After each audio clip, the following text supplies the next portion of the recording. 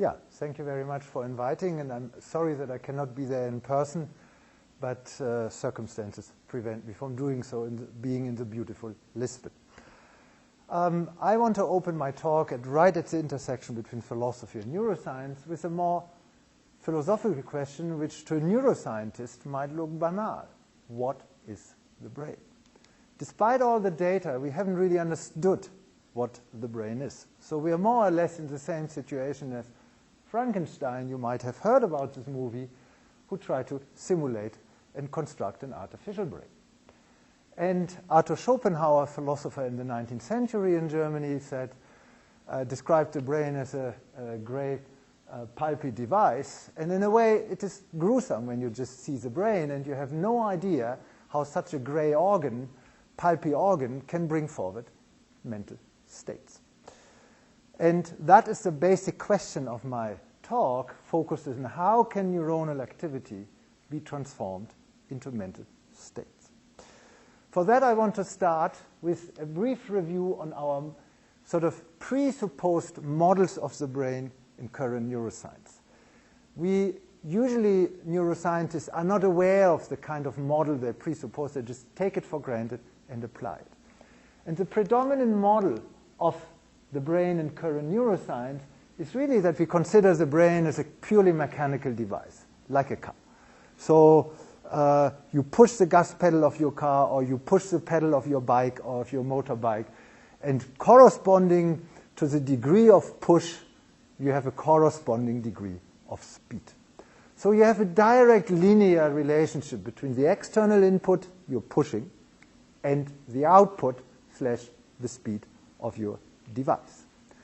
And that's very akin to the kind of model of the brain we presuppose in current neuroscience. It's a very behavioristic, cognitive-based model of the brain. Let me briefly feature that. You can see here the Colosseum of Rome. Let's say consider this as an external stimulus. You see that, and that impinges upon the brain. You see this in many experimental designs in both animal and human model data. And then you have on the right, you see upper right, you see stimulus evoked or induced activity. And most importantly, we assume that the activity there in the upper right is directly caused by the stimulus on the left. So we say that the stimulus is sufficient for the stimulus-induced activity. That is all fine and good, but it doesn't really explain why that stimulus-induced activity can be associated with mental features, like a sense of self. Something, the same stimulus, can be more self-specific to one person, like a person who lives in Rome, than to another person who hates Rome, which I hope rarely happens. So your brain seems to add something. And this addition, I claim, is central for mental features. But that cannot be captured in this model. Hence, I suggest a different model of the brain, which was more on the sidelines of neuroscience, and has recently somewhat surfaced with the concept of spontaneous or resting state activity. I will come back to that. Here, your brain is more like, not like a car. So imagine you step out of this building and your motorbike, bike, or car spontaneously moves. It's not a self-autonomous vehicle from Google or Tesla yet. Yeah? So, and what it does spontaneous excursions in time and space. Sometimes it's slower, sometimes it's faster, it reaches out. And that gives you a certain pattern, certain spatial temporal trajectory. You see, I try to describe this here. And that's exactly what your brain does. It has a continuous spontaneous activity and a spontaneous dynamics. And that dynamics has a certain pattern. That leads you to a slightly different view of the brain. You can see this here in the middle. Now I have this orange line, and that describes this spontaneous temporal spatial dynamics. And with that dynamics, you approach the stimulus. / your stimulus-induced activity, upper right, then it's a mixture or hybrid between your spontaneous activity and the external stimulus, how they interact. And my claim, based on various findings, also on conceptual issues, which I will come back later, is that this spontaneous activity is central for transforming neuronal into mental features, like consciousness, sense of self, or psychiatric disorders.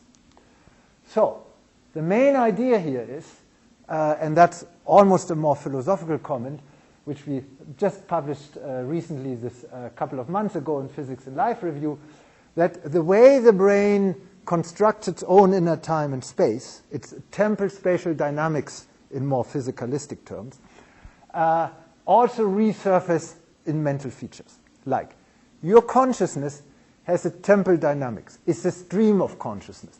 Sometimes it changes a lot, sometimes it changes less. Fast speed, slow speed. Sometimes it has long durations, like in meditation, where it sort of silences, this is long durations. Sometimes less. So the temporal, and the claim now is that the temporal dynamics of your neuronal activity transforms into the temporal dynamics of your subjectively experienced time in consciousness. Same in self, and I will bring you later an example that is highly relevant for psychiatric disorders like in mania and depression. I will show that later. So basically, time and space are a common currency between neuronal and mental activity. That's why I speak of neuronal mental transformation. So, I bring you here the example of Leonardo da Vinci. Everybody knows this Last Supper, famous painting in Milano from Leonardo da Vinci. And Leonardo da Vinci, when you look at his paintings, it's unbelievable. You have the feeling they are alive. You have here the feeling that basically one time step later the people are in a different position, as if they move. So he brought in sort of a dynamics in a static 2D, he brought in dynamics in a 3D sense. Look at the depth of the room. This is just a 2D surface, but you look as if there is a depth in the room and it disappears. Look at other paintings by Da Vinci, this is fantastic. So basically what Da Vinci does, he transforms a 2D static surface into a 3D dynamic temporal spatial grid. That's exactly what your brain spontaneous activity does. It transforms time and space into a dynamic thing. And that's what your spontaneous activity is about. So, and I assume that that temporal spatial construction and dynamics is manifest in mental features. So when I say models of the brain, I already indicated some of that, why we need spatial temporal psychopathology. So I say that psychiatric symptoms can be traced to an abnormal space-time dynamics of your brain spontaneous activity, and that surfaces in an abnormal spatial temporal organization of your sense of self, of your consciousness, and ultimately also of your cognition. For instance, if your activity is too slow, your working memory might also be too slow, and of course you're always delayed and you cannot remember the items because you are too slow. That, you will see, I will bring some more flesh to the bones to the spatial temporal psychopathology. So, I give you the first example of bipolar. This is a paper we published a couple of years ago. Here we investigated basically the time speed of neuronal activity in terms of neuronal variability. What does neuronal variability mean? For the experts among you, it's the root mean square of the amplitude, and more generally expressed, it means it's the degree to which your amplitude changes from time point to time point, and the difference in change between the different time points. And you know, if there's a lot of change in something, you have the feeling there is a fast speed. If something never changed, you have the feeling it's very slow and it's just eternity. So here we did this in depression and mania, and interestingly, we found that in depression, you can see it in the upper part, we found decreased variability, neuronal variability in the sensorimotor network. If you're not variable, nothing will happen. Nothing changes, meaning you will not initiate movements. So that really, that's a decrease in neuronal variability, and we could find that in this paper, is related to psychomotor retardation. Whereas you know that depressed patients have this increased inner cognition, ruminations, the own thoughts circulating in the mind, and they cannot stop it. They get crazy about this, have no control. We found that in the default mode network, regions in the cortical midline structure, typically involved in mind-wandering inner cognitions, that they show increased neuronal variability. So that means there's a continuous activity change, and that's probably symptomatically reflected in the continuous change and continuous ongoing cognitions, which they cannot change. So the river here in the DMN is so fast changing they cannot control it, and that's a continuously cognition. Interestingly, you can see in the lower part in mania we found the opposite. They had increased neuronal variability in the sensory-motor network, and that's very well compatible that these people move around like crazy. See, I'm not allowed to move now because otherwise I'm stepping out of the camera, so I have to be depressed in my psychomotor state. And in the DMN in mania, you see decreased neuronal variability. So after this finding, I asked some of my bipolar patients, what do you think in mania? And they all responded, said, nothing. I'm completely empty. I'm just moving around, completely dependent upon the external environment. And that's, of course, and that with this disbalance between these two regions. Now, one feature of depression, as you know, is that people experience time as too slow. Nothing changes. Nothing moves, and it drives them crazy. Yeah? And when, of course, when you have the feeling that nothing changes, of course you become depressed. It's always the same. It becomes gray, boring, and ultimately you're depressed. And you have no choice. It's by default. So here we investigated inner and outer time perception. And let me show you here. We used here basically what I call a neurophenomenal approach, combining subjective experience and neuronal data. So here, what you typically see, when you have a depressed patient, she or he tells you, everything is slow in my inner world. I'm too slow. However, the external world for these people is too fast. I remember having seen a patient in China, a young girl, depressed girl. She came with her mother at admission, and the girl was completely mutistic. So she didn't speak at all.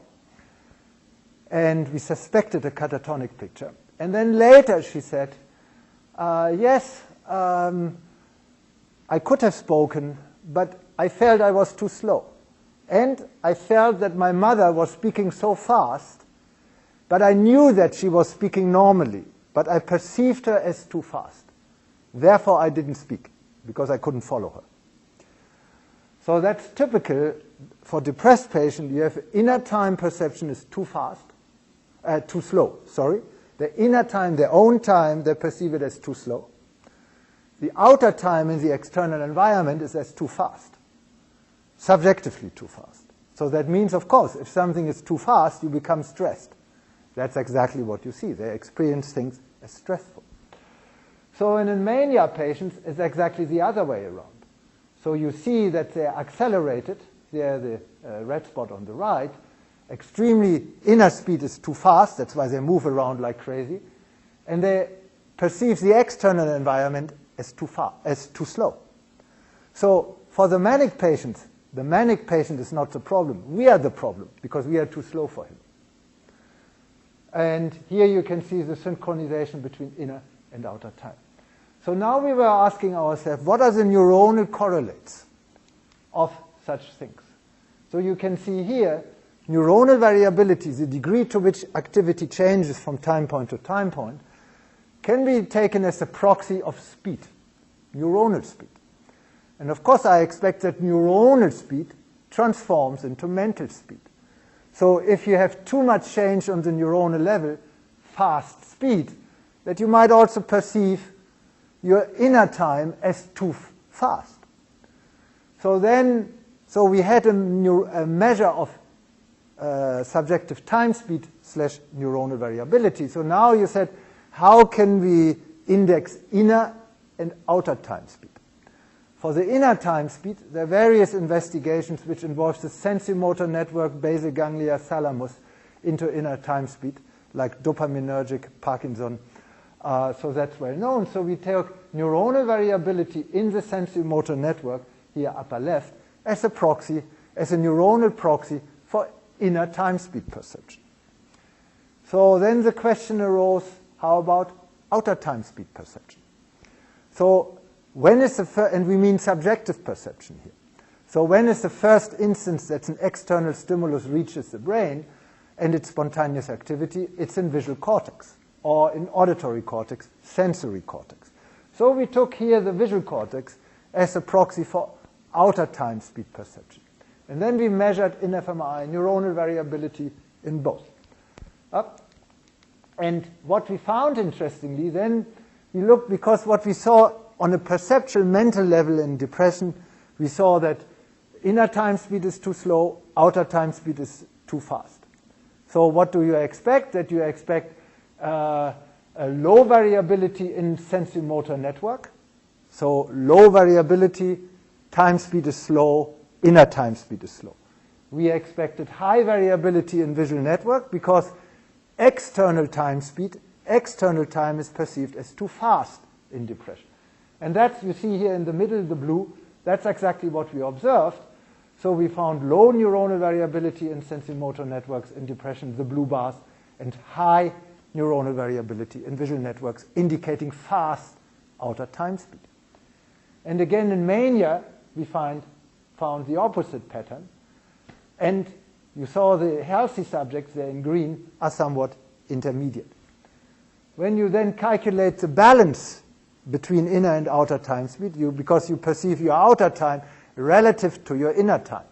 You take your inner time as a default or baseline for your outer time speed perception.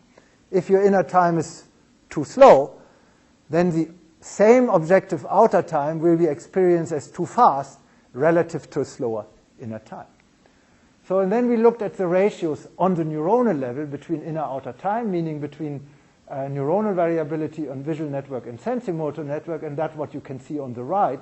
You can see a huge depression in blue and mania in red. You see extreme values, whereas healthy subjects are sort of balanced.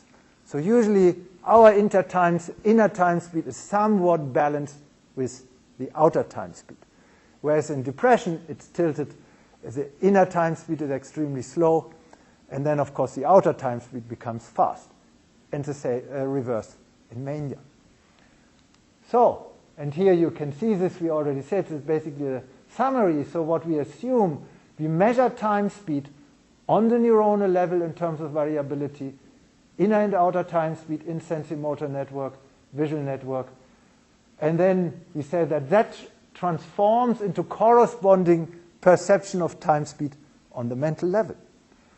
And so the time speed would basically provide the common currency between the perception, the mental level, and the neuronal level of set. And then, of course, if your perceived time speed is different, it also affects your cognition and your emotion. If your inner time speed is too slow, of course, nothing changes, and then, of course, you become depressed. So we assume, let me see, yeah, so I will come, we assume that here really how time and space are organized on neuronal and mental level impacts your cognitive affective function. I will come back to that towards the end of my talk. Give me another quick example of such a time-space approach to psychiatric disorders. For that, I go into a little background here. Your brain has different, continuously fluctuates the activity, and it fluctuates in different frequencies. And it fluctuates in slower frequencies and in faster frequencies. And the slower frequencies have more power, the faster frequencies have less power. You know this very well from your last summer vacation, or when you here go to the Mediterranean Sea. You see many, many small waves in the sea. They are not less powerful and they continuously come, but then you have a slower wave that's extremely powerful and smashes you all the way. Same with the brain. So your brain is like the sea with the small and the big waves. And this is shown here. Look at the lower left. You can extract that from the signal. You see the frequency here, lower left. On the x-axis, you see the frequency. On the right, you have the faster frequency. On the left, you have the slower frequencies. And then you have the power, meaning the slower frequencies have the more power. And now what we investigated that in autism, you can see this here.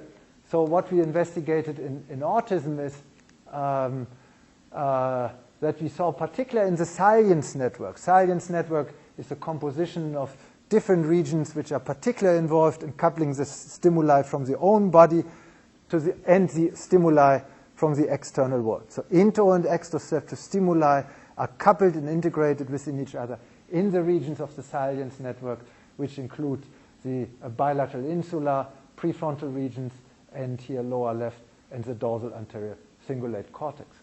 And what we found in adult high-functioning autism, interestingly, you see on the right, upper left, you see that they had too much power in the slow frequencies. So their slower waves are extremely powerful, and relative to that, they have less faster waves. So, and you can imagine how that impacts their behavior. And we found that was specific to autism, high-functioning adult autism. We did not find this in schizophrenia. So meaning, my hope is that some of these temporal spatial dynamical markers can serve as diagnostic markers in the future. So that was really specific for autism, and we measured here also neuronal variability, and that was normal in the autism people. So you can see maybe bipolar disorder is a disorder of neuronal variability and neuronal time speed, whereas this might be autism, a disorder of the slow frequency, because it's too much slow frequency. And if you have too much power, of course you react too slow to the world, so you have a lot of internal cognition, but you're sort of decoupled from the world, social withdrawal. And that's, of course, I don't need to say, typical for autism. So let me give you one last example of now. I showed you some example of temporal psychopathology. Now I show you an example of spatial psychopathology. Here the brain has a global activity independent of the region, and that global activity is somewhat represented in the local regions. So it's sort of a holistic, gestalt theoretic-like approach to the brain. You have a background, you have a figure, global activity, local activity, and the global activity has an impact on the local activity. So in more scientific terms, we measure the global activity with a global signal in fMRI, and that global signal is topographically represented in the activity of different regions. And interestingly, we found that in depression here on the right, upper right, you saw that in depression we saw too much global signal representation in the hippocampus, meaning global activity focuses on the hippocampus and gives too much activity to that. What is the consequence? You continuously recall your own autobiographical memories. That's exactly what these patients experience, because there's too much focus on the hippocampus with respect to the rest of the brain. And in mania, interestingly, you see upper right here, we found, again, the motor cortex. So, of course, if the global activity is too much represented in the motor cortex, of course, you have too much activity in the motor cortex, and you move. You move a lot. That's exactly, again, what you see in mania. So maybe, and then we also found a correlation with the symptoms, again, in the same regions. You can see this down here. So summary of findings, you see in mania, you see too much global signal representation in the motor cortex. So you have psychomotor excitation. And in depression, you see too much global signal representation in the hippocampus. Interestingly, in euthymia, we saw decreased global signal representation in the anterior midline region, subgenual cingulate, which are closely related to mood and self-regulation. So maybe that accounts for the instability in mood and self in the euthymic state. So you see that the global activity is abnormally distributed locally in these disorders. So totally, this leads us to the concept of psychopathology. And you know, I'm originally from Germany. I grew up psychiatrically in part in Heidelberg, which was a haunt of different forms of psychopathology. And usually psychopathology only happens on the psychic level, but my idea is that psychopathology really needs to bridge the gap from the neuronal to the mental, from the neuronal activity of the brain to the psychopathological symptoms. So my offer for that is what I call spatial-temporal psychopathology. How do I imagine that?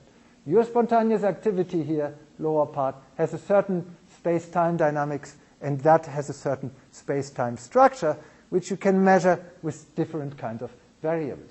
That has spatial features, temporal features. And these spatial temporal features direct, abnormally configure or organize or disorganize your mental structure. And that gives you abnormal consciousness, abnormal sense of self, abnormal sense of the body, abnormal sense of the environment, and then ultimately cognitive affective symptoms. So I said that psychopathological symptoms come from an abnormal spatial temporal organization of mental features, of the spontaneous activity, and then the different functions.